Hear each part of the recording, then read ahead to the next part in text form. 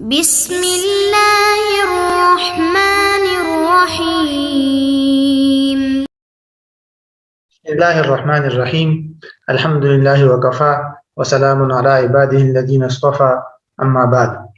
عزیز طلبہ، فقی قواعد کے دروس کی آج ہماری نشست نمبر 44 ہے، اور آج کی نشست میں بھی ہم اسی قاعدے کی تفصیلات پڑھیں گے جو قاعدہ ہم نے گزشتہ نشست سے شروع کیا تھا، قاعدہ نمبر 29.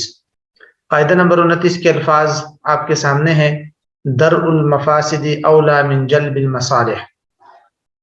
اس قاعدے کا مفہوم ہم نے پڑھ لیا تھا کہ مفاسد کو دور کرنا منافع اور مصالح کے حصول سے زیادہ اولا اور زیادہ بہتر ہے. اس قاعدے کا جو پہلا عنوان تھا وہ اس قاعدے کے الفاظ کی وضاحت کے بارے میں تھا، اور وہ وضاحت ہم نے کر لی تھی. در ان کا معنی ہم نے پڑھ لیا تھا، مفاسد کا، جلب کا اور مصالح کا. اب ہم دوسرا عنوان پڑھتے ہیں، وہ ہے قاعدے کا مفہوم. قاعدے کا آسان مفہوم یہ ہے کہ لوگوں سے مفاسد اور مضرتوں اور تکالیف کو دور کرنا، اور مصالح اور منافع کا حصول، کہ لوگوں کو کی مصلحت کا، لوگوں کے فوائد اور منافع کا خیال رکھا جائے، لوگوں سے مفاسد اور خرابیاں اور تکالیف اور مضرتوں کو دور کیا جائے. یہ شریعت کا ایک اہم مقصد ہے. لیکن جہاں کہیں مصلحت اور مفسدہ میں تعارض آ جائے تو وہاں، جیسے کہ ہم نے پہلے بھی پڑھا تھا، وہاں شریعت جو ہے وہ مصالح کو نہیں دیکھتی، پھر شریعت مفسدے کو دور کرنے کی طرف زیادہ توجہ دیتی ہے، تاکہ لوگوں سے تکلیف اور مضرت اور مفسدہ خراب ہو جائے، دور ہو جائے. تو اس قاعدے کے اندر یہی نقطہ بیان کیا گیا ہے کہ اگر ایسی صورتحال سامنے آ گئی کہ جس میں ایک طرف مفسدہ ہو، خرابی ہو، اور دوسری طرف مصلحت کا حصول ہو، تو مصلحت کو چھوڑ دیا جائے گا اور مفسدہ کو دور کیا جائے گا. اگر تو مفسدہ کو دور کرنا اور مصلحت کا حصول دونوں ممکن ہے تو اچھی بات ہے، لیکن اگر مفاسد کو دور کرنا وہ اس کے بغیر ممکن ہی نہ ہو کہ مصلحت کو چھوڑا جائے، تو پھر مصلحت اور منافع کو چھوڑ دیا جائے گا، تاکہ مضرت اور مفسدہ بھی جو خرابی ہے وہ لازم نہ آئے اور وہ دور ہو جائے. تو یہ شریعت کا ایک بنیادی مقاصد میں سے ایک اہم مقصد ہے جو اس قاعدے کے اندر بیان کیا گیا ہے. قاعدے کے دلائل جو ہے وہ کئی ہے. قرآن مجید کے اندر بھی اس قاعدے کے کئی دلائل موجود ہے. قرآن مجید میں سورہ بقرہ کے اندر آیا ہے: یسألونک عن الخمر والمیسر قل فیہما اثم کبیر ومنافع للناس، کہ اس میں واضح طور پر یہ موجود ہے کہ شراب اور جوئے کے بارے میں آپ سے لوگ پوچھتے ہیں تو آپ کہہ دیجئے کہ اس کے اندر بڑا گناہ ہے. اگرچہ لوگوں کا دنیاوی منافع اس میں ہوگا، لیکن اس کے اندر چونکہ گناہ بڑا ہے، اس کی مضرتیں زیادہ ہیں، مفاسد زیادہ ہے، تو اس لیے اس کے چھوٹے موٹے مصالح اور منافع کو نظر انداز کر کے جوا اور شراب کو حرام قرار دیا گیا، اسی بنیاد پہ، تاکہ مضرتیں اور تکالیف لوگوں سے دور ہو جائے. اسی طرح اس قاعدے کے دلائل میں اور بھی کئی آیات پیش کی جاتی ہے، اور سرور دو عالم صلی اللہ علیہ وسلم کی ایک حدیث بھی ہے جس میں آتا ہے کہ جب اذا نہیتکم عن شیء فاجتنبوہ، جب میں تمہیں کسی چیز سے روکوں، منع کروں تو اس سے رکو، اور جب میں تمہیں کسی چیز کا حکم دوں تو بقدر استطاعت اس پہ عمل کرو. تو وہاں سے بھی یہ معلوم ہوتا ہے کہ مضرتوں کو دور کرنے کی طرف زیادہ توجہ دی گئی ہے، اور شریعت کا یہی منشا ہے کہ مفاسد اور مضرتوں کو دور کرنا زیادہ بہتر ہے. اب جو چوتھا عنوان ہے وہ ہے قاعدے کی شرائط. اس قاعدے پر عمل کرنے کے لیے علماء نے، فقہاء نے کئی شرائط ذکر کی ہے. ان شرائط کو مختصراً ہم یہاں دیکھتے ہیں. پہلی شرط یہ ہے کہ جلب مصلحت اور دفع مفسدہ کا اجتماع ممکن نہ ہو، یعنی ایسی صورتحال میں اس قاعدے پر عمل ہوگا کہ جس صورتحال کے اندر عوام اور لوگوں کے لیے مصالح اور منافع کو حاصل کرنا اور لوگوں سے مضرت اور تکلیف کو دور کرنا، یہ دونوں باتیں جمع نہ ہو، تب ہم اس قاعدے پر عمل کریں گے. اگر جہاں کہیں دونوں باتیں جمع ہو سکتی ہے، یعنی ایسی صورتحال ہے جس میں لوگوں کے لیے مصلحت اور نفع بھی حاصل ہو سکتا ہے اور لوگوں سے مفسدہ اور خرابی بھی دور ہو سکتی ہے، تو اچھی بات ہے، دونوں باتوں پہ عمل کر لیا جائے گا. لوگوں کے لیے مصلحت کے بھی حصول کی کوشش کی جائے گی، اور لوگوں سے مفسدہ اور مضرت یا خرابی کو بھی دور کرنے کی کوشش کر لی جائے گی، جب دونوں باتیں جمع ہو سکتی ہے. ہاں، دونوں جمع نہیں ہو سکتی، دونوں میں ٹکراؤ پیدا ہو گیا کہ اگر آپ مصلحت کو حاصل کرنے کی کوشش کرتے ہیں تو وہاں مفسدہ اور مضرت اور خرابی لازم آتی ہے، اور اگر آپ وہاں مفسدہ، مضرت اور خرابی کو دور کرنے کی کوشش کرتے ہیں تو پھر مصلحت حاصل نہیں ہوگی. اس طرح ٹکراؤ پیدا ہو گیا تو تب ہم اس قاعدے پہ عمل کریں گے اور ہم مفاسد کو دور کرنے کی کوشش کریں گے، مصالح کے حصول کی طرف زیادہ توجہ نہیں دی جائے گی۔ تو یہ ہے پہلی شرط۔ دوسری شرط یہ کہ مفاسد اور مصالح متحقق ہو، یعنی قاعدے پر عمل کرنے کے لیے پہلی یہ بات اور یہ طے کرنا ضروری ہے کہ جس چیز کو ہم مفاسد سمجھ رہے ہیں وہ شرعاً بھی مفاسد میں سے ہے یا نہیں، اور جن چیزوں کو ہم مصالح سمجھ رہے ہیں وہ شریعت کی نظر میں مصالح بھی ہے یا نہیں۔ فقط اپنی عقل کی بنیاد پر کسی چیز کو مفسدہ کہنا یا مصلحت کہنا یہ تو معتبر نہیں ہے۔ شریعت کے باقاعدہ دلائل کو اور قرآن و سنت کے اصول کو مد نظر رکھنا پڑے گا کہ کون سی بات شریعت کے مقاصد اور مصالح میں آتی ہے، کون سی نہیں آتی، کون سی بات شریعت کی نظر میں مفاسد میں آتی ہے، کون سی بات نہیں آتی۔ جب یہ بات طے ہو جائے اور یہ بات تحقیق سے ثابت ہو جائے کہ یہ مفسدہ ہے، خرابی ہے، اور یہ مصلحت ہے، اچھائی ہے، نفع ہے، تو تب اس کے بعد اس قاعدے کو ہم وہاں پر اپلائی کریں گے۔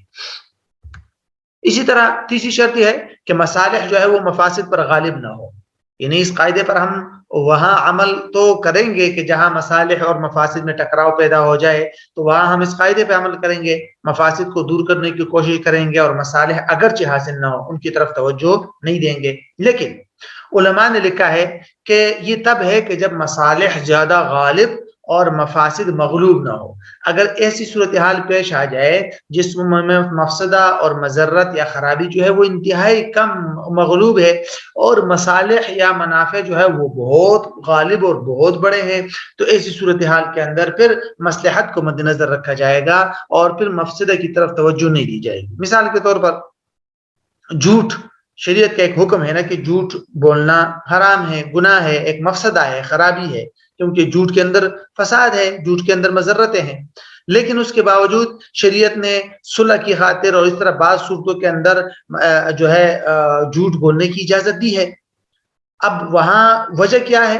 وجہ یہ کہ جھوٹ بولنے میں اتنی خرابی نہیں ہے، اگر لوگوں کے درمیان صلح نہ ہوئی اور لوگوں کے درمیان تنازعات بڑھ گئے تو اس کے نتیجے میں زیادہ فساد، زیادہ فتنہ برپا ہوگا، تو اس فتنہ فساد کو ختم کرنا ایک بڑی مصلحت ہے تاکہ لوگ صلح کے ساتھ رہیں ایک دوسرے کے ساتھ اور لوگ امن کے ساتھ رہیں۔ یہ چونکہ ایک بہت بڑی مصلحت ہے، اس کی خاطر شریعت نے اس چھوٹے مفسدہ یعنی جھوٹ کو نظر انداز کر لیا اور اس کو برداشت کر دیا۔ اس طرح اور بھی کئی صورتیں سامنے آئیں گی فقہ کے اندر جس میں فقہاء نے اجتہاد کر کے یہ طے کیا ہے کہ چونکہ یہ مصلحت بہت بڑی ہے اور اس کے مقابل میں جو مفسدہ اور خرابی ہے چونکہ وہ بہت چھوٹا ہے، تو اس لیے اس کو نظر انداز کر دیا جائے گا اور مصلحت کو حاصل کرنے کی کوشش کی جائے گی۔ تو یہ اس طرح بھی بعض صورتوں میں ایسا بھی ہوتا ہے۔ بہرحال قاعدے کی پر عمل کرنے کے لیے 3 اہم شرائط تھی جو آپ کے سامنے آ گئی۔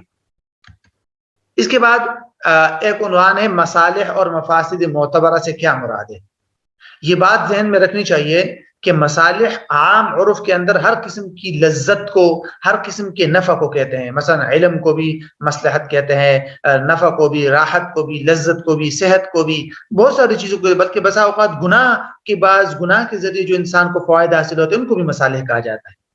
اس کے مقابل میں جو مفاسد ہے کا لفظ ہے، مفسدہ کی جمع، اس سے عام عرف میں معنی مراد دیا جاتا ہے جہالت، خسارہ، نقصان، الم، تکلیف، تھکاوٹ، یا اس طرح جو سمجھ جائیے کہ شریعت کے جو احکامات ہیں اس کے اندر بھی اگر انسان کو تکلیف ہو جائے تو اس کو بعض لوگ مفاسد شمار کرتے ہیں۔ تو یہ بات ذہن میں رکھنی چاہیے کہ محض عقلی طور پر کسی چیز کو مفسدہ یا مصلحت کہنا کافی نہیں ہے، ورنہ بہت سارے حرام چیزوں کو حلال کہنا قرار دینا لازم آئے گا اور بہت ساری حرام چیزوں کو حلال۔ تو اس لیے شریعت نے یہ طے کیا ہے کہ کسی بھی چیز کی مصلحت تب مصلحت کہلائے گی جب وہ شریعت کی نظر میں مصلحت ہو اور شریعت کے اصولوں کی خلاف ورزی لازم نہ ہے، قرآن و سنت کے قطعی احکامات کے اور اس شریعت کے جو بنیادی اصول ہے اگر وہ مصلحت اس کے خلاف نہ ہو تب وہ مصلحت ہے۔ اسی طرح مفاسد بھی وہ مفاسد ہے جو شریعت کی نظر میں مفاسد ہو، ورنہ تو ایسے تو جہاد کے اندر بھی تکلیف ہے، ایسے تو سردیوں میں وضو کے اندر بھی تکلیف ہے، تو بہت سارے شریعت کے احکامات میں چھوٹے موٹے تکالیف ہے لیکن وہ مفاسد نہیں ہے۔ تو خلاصے یہ ذہن میں رکھیے کہ مصالح اور مفاسد سے مراد یہاں عقلی مصالح اور مفاسد نہیں ہے بلکہ شرعی مصالح اور مفاسد ہے جو شریعت کے معیار پر اترتے ہوں اور شریعت کی نظر میں وہ شریعت کے اصولوں کے خلاف نہ ہو۔ اب ایک اور چھوٹا سا عنوان یہ بھی ذہن میں رکھنا چاہیے کہ مصلحت کا معیار کیا ہے یا سٹینڈرڈ کیا ہے۔ اس کے لیے علماء نے مختلف معیارات بتائے ہیں اور قرآن و سنت میں غور و فکر کر کے اور اجتہاد کر کے. بہرحال جو زیادہ مشہور ہے وہ یہ ہے کہ بھئی مصلحت جو ہے وہ ان 3 کیٹیگریوں میں اور ان 3 درجات میں سے کسی نہ کسی درجے کے اندر آئے گی. ایک کچھ مصالح ہوتے ہیں جن کا تعلق ضروریات کے ساتھ ہوتا ہے، یعنی یہ سب سے مضبوط اور مستحکم مصالح ہوتے ہیں، جس سے مراد ارکان 5 کی حفاظت ہے: دین، نفس، عقل، نسل اور مال. تو چونکہ ان چیزوں پر معاشرے کا قیام ہوتا ہے تو اس لیے شریعت نے حکم دیا ہے کہ اگر ان میں کوئی خلل لازم آئے گی تو وہ سب سے بڑی مصلحت ہے، اور ان کے امن کی اور ان کی حفاظت کے خاطر شریعت نے بہت سارے احکامات مشروع کیے ہیں. دوسری چیز ہے حاجیات. حاجیات سے مراد وہ مصالح مراد ہے جن پر ٹھیک ہے وہ 5 چیزیں تو موقوف نہیں ہوتی، لیکن اگر ان کو حاصل نہیں کریں گے تو مشقت اور تکلیف ہو جائے گی، تو اس کی بھی شریعت نے رعایت رکھی ہے. بہت ساری جگہوں پر شریعت نے رخصتیں دی ہیں تاکہ لوگوں کی مصالح کا خیال رکھا جائے. اس کی تفصیل ہم پیچھے بھی پڑھ چکے ہیں. نمبر 3 پہ تحسینیات، یعنی وہ امور جن میں تنگی و مشقت بھی نہ ہو لیکن اچھی عادات اور آداب معاشرت کا تقاضا ہو، تو اس کے لیے بھی شریعت نے بہت ساری چیزیں دی ہے. تو بہرحال مصلحت کے معیار کے لیے عمومی طور پر علماء اس کا ذکر کرتے ہیں اور ان کو مقاصد شریعت کی کتابوں میں دیکھ لینا چاہیے. پھر مصالح کی علماء مختلف اقسام ذکر کرتے ہیں. 3 اقسام بڑی مشہور ہیں: مصالح معتبرہ، غیر معتبرہ اور مرسلہ. مصالح معتبرہ کا مطلب ہوتا ہے جس کو شریعت نے باقاعدہ معتبر قرار دیا، جیسے ابھی ہم نے پڑھا دین، نفس، عقل، نسل اور مال کی حفاظت. شریعت نے بہت ساری چیزیں مشروع کی ہے، جہاد مشروع کیا ہے، قصاص مشروع کیا ہے، شراب کو حرام کیا ہے، زنا کو حرام کیا ہے. تو یہ مصالح معتبرہ میں آتا ہے. مصالح غیر معتبرہ کا مطلب ہوتا ہے جن کو شریعت نے رد کر دیا کہ بھئی یہ شریعت کی نظر میں مصلحت نہیں ہے. مثال کے طور پر میراث کے اندر بیٹے اور بیٹی کے حصے کو ایک سمجھنا. اب یہ مصلحت ہے لیکن یہ غیر معتبر ہے، شریعت نے خود کہہ دیا کہ بھئی بیٹی کو آدھا ملے گا بیٹے کے مقابلے میں.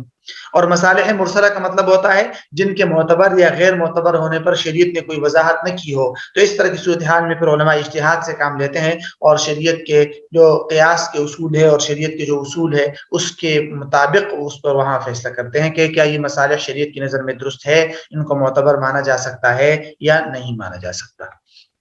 بہرحال تفریعات دیکھ لیتے ہیں. مصالح کے حجیت کی بحث اصول فقہ کی کتابوں میں آپ نے دیکھی ہوگی، وہاں دیکھ لی جائے، اور بہرحال وہ ایک لمبی بحث ہے. لیکن تفریعات اس قاعدے کی ویسے تو کئی تفریعات ہیں لیکن 2-3 تفریعات اس کی اہم ہیں، ان کو سمجھنا ضروری ہے. پوسٹ مارٹم کا حکم: انسان کے مرنے کے بعد انسان کے تمام اجزاء محترم ہوتے ہیں. انسان کی لاش کا پوسٹ مارٹم کرنا، کسی بھی چیز کے لیے اس کی چیر پھاڑ کرنا سب شرعاً ناجائز ہے، کیونکہ اس میں انسانی لاش کی بے حرمتی ہے جو کہ ناجائز ہے.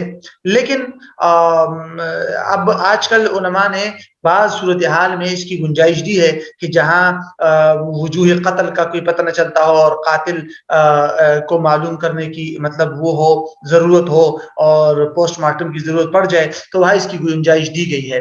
وجہ ظاہر ہے کہ ہر چھوٹے موٹے تجربات وغیرہ کے لیے تو پوسٹ مارٹم کی اجازت نہیں ہے، کیونکہ اس چھوٹے موٹے تجربات میں چھوٹے چھوٹے مسائل ہوتے ہیں، اس کے مقابلے میں مفاسد زیادہ ہے.